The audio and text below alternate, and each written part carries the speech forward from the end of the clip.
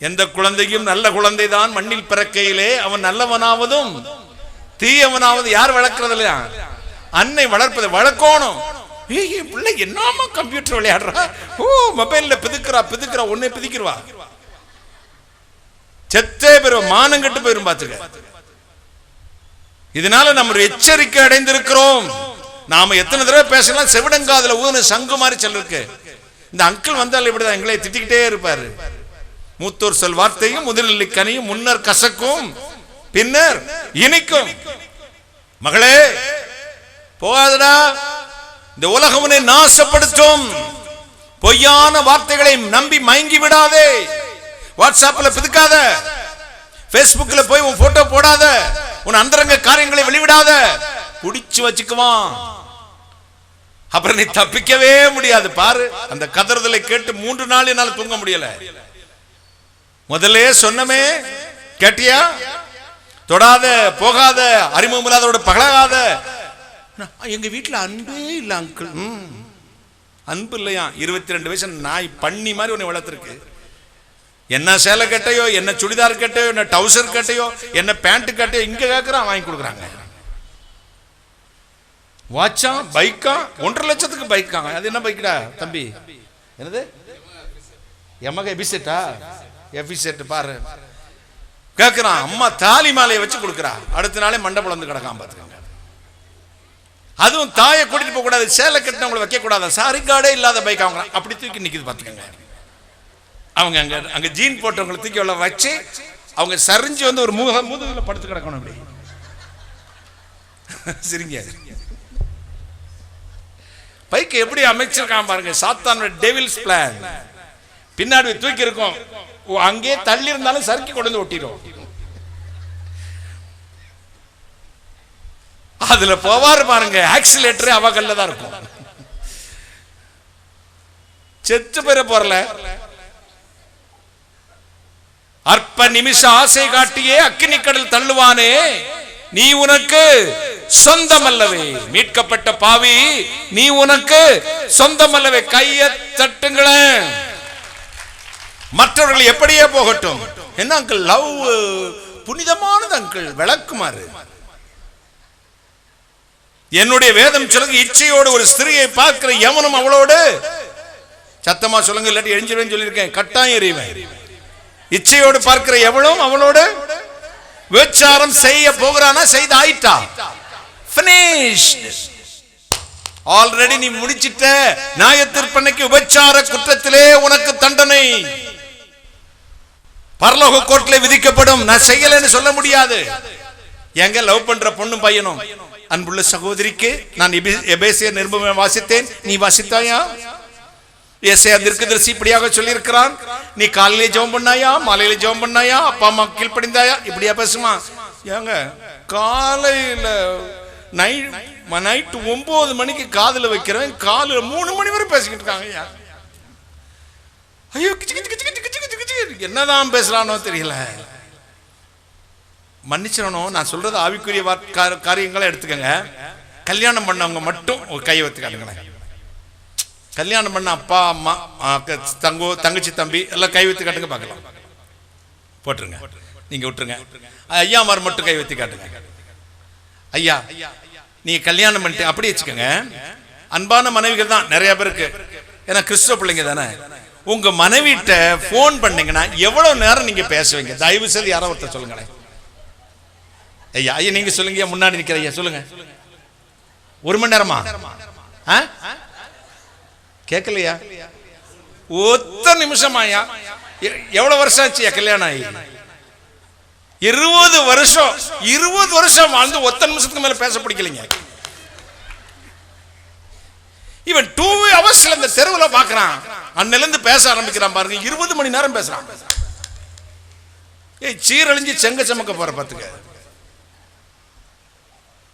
அவனுக்கு ஏற்கனவே அவளுக்கு 4 பேர் இருக்கும். 4 கால் பாய்ச்சல் ஒண்ணு விட்டு ஓடுவா, நீ ரோடு அளந்து அடின்னு பாப்பார பாத்துக்க.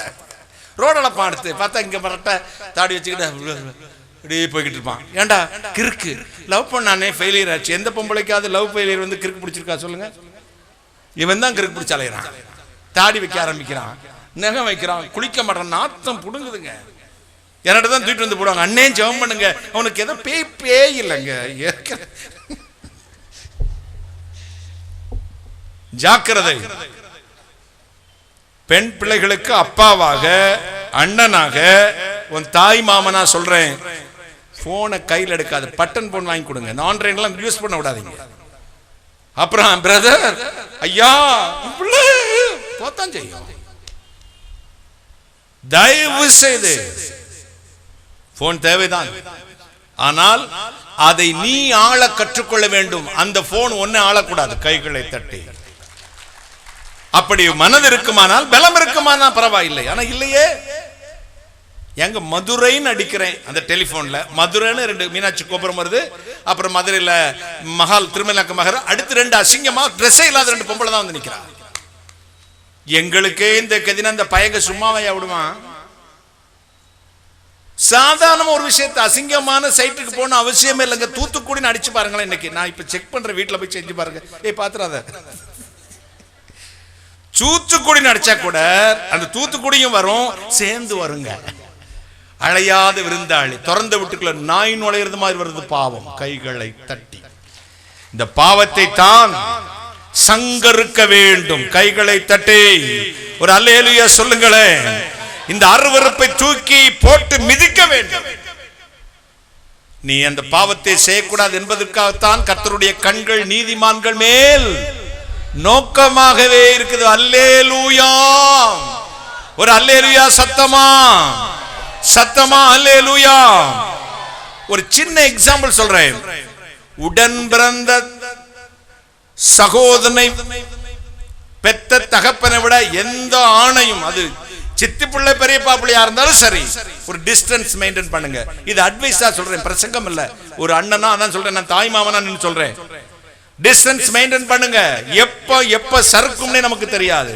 அதே மாதிரி ஆண்களுக்கும் அதே தான். தாயை தவிர, தன் தங்கையை தவிர மற்றவங்களிடத்தில் ஒரு டிஸ்டன்ஸ் பண்ணுங்க, மெயின்டைன் பண்ணுங்க. ரொம்ப கொஞ்சம் குலாவாதீங்க. சொந்த கூட பிறந்த தங்கச்சியோட பேச மாட்டான், ஏதோ சொந்தக்கார தங்கச்சியா, தங்கச்சியை போட்டுட்டு வரேன், தங்கச்சியை பைக்ல கூட்டு போறேன், தங்கச்சியை கார்ல கூட்டிட்டு போறேன், தங்கச்சியை ஷாப்பிங் போறதுக்கு ஆள் இல்லைனா நான் துணைக்கு போறேன். உன் துணை தேவையில்லடா. உன்னை அறியாம உன் சப்கான்சியஸ் மைண்ட்ல ஏதோ ஒன்று உனக்கு இன்பத்தை கொடுக்கிறது. பெத்த தாய்க்கு உப்பு வாங்கி கொடுக்க மாட்டேன், ஒரு மாத்திரை வாங்கி சுகருக்கு கொடுக்க மாட்டேன், கண்டவளுக்கும் கூட வாங்கி கொடுப்பான். பாத்துக்கங்க. அப்பமே சிந்திக்க, நிதானிக்கணும். இந்த பய போற ரூட்டு சரியில்லை, உலக்கையில் அடிச்சு விடணும். பாத்துக்கங்க. ஏன்னா ஒரே பையன், 5 பெண்கள். இந்த உலகத்திலே அதிகமாய் அடி வாங்கின நான் தாங்க. என் அம்மாவை போல அன்பான தாயை பார்க்க முடியாது, அதே மாதிரி என்னை அடிச்ச தாயும் உலகத்துல பார்க்கவே முடியாது. நான் நினைப்பேன், தாயா பேயா? அப்படி செய்வேன் பாருங்க. குறும்பு, உங்க வீட்டு குறும்பு. நீ எல்லாம் என்னடா பாசில அப்பா, அப்படி ஒரு குறும்பு. எங்க அம்மா சொல்லுவாங்க, எல்லாம் சொல்லுவாங்க, என்னம்மா ஒத்த பிள்ளைய போட்டு இந்த அடிக்கிறேன்? ஒத்த பிள்ளையா இருந்தா உலக்கை வச்சு அடிச்சு தாங்க வளர்க்கணும். இன்றைக்கு தான் நினைக்கிறேன், எனக்கு ஆண்டு கொடுத்த நல்ல தாய்க்காக கர்த்தருக்கு ஸ்தோத்திரம். கைகளை தட்டி. என் தாயுடைய வளர்ப்பு இருக்கிறதே சால சிறந்தது.